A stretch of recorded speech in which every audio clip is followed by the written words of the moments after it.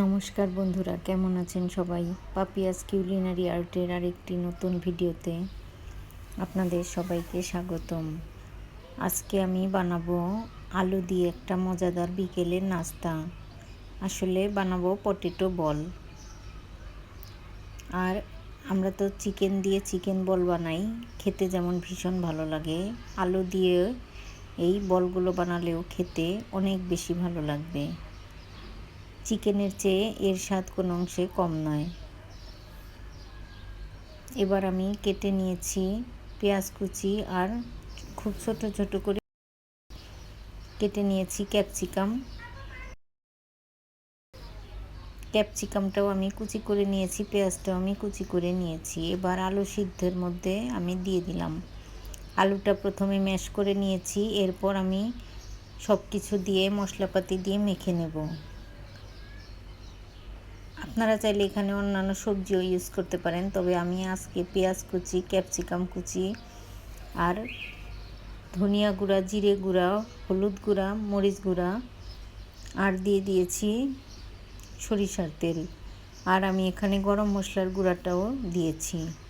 সব কিছু এবার খুব ভালো মতো মেখে বলের শেপ দিয়ে নিব।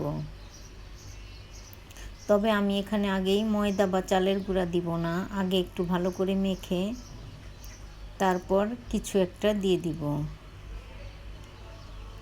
আসলে বিকেলে চায়ের সঙ্গে এই বলগুলো খেতে ভীষণ ভালো লাগে, আর এই বলগুলো খেতে অনেক মুচমুচে হয়।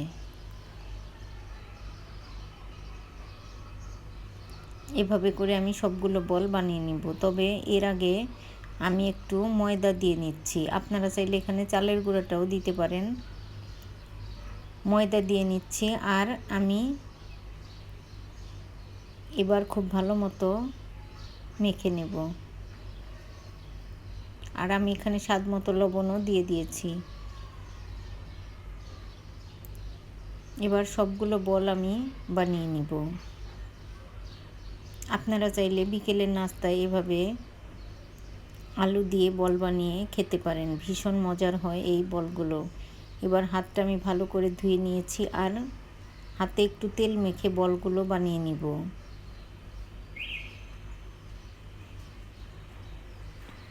আর খুবই অল্প উপকরণ দিয়ে এই বলটা বানানো যায়, আর খেতেও হয় ভীষণ মজার।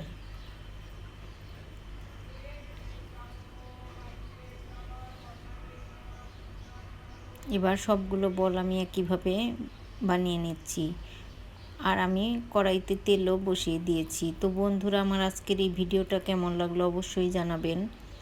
যদি ভালো লাগে তবে একটা লাইক, কমেন্ট, শেয়ার করার অনুরোধ রইল।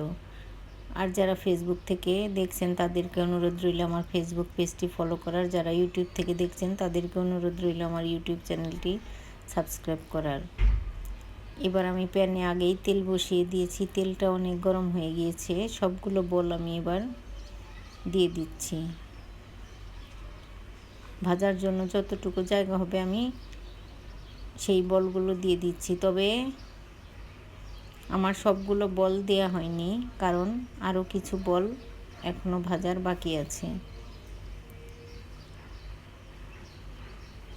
আর এখানে মিডিয়াম টু লো হিটে আমি এই বলগুলো ভেজে নিচ্ছি, তাহলে বলগুলো খুব মুচমুচে হবে আর খেতেও ভীষণ ভালো লাগবে। এবার বলগুলো ভাজা হয়ে গিয়েছে, আমি তেল থেকে তেল ছাড়িয়ে তুলে নিচ্ছি। বাকি বলগুলো আমি একইভাবে ভেজে তুলে নিব।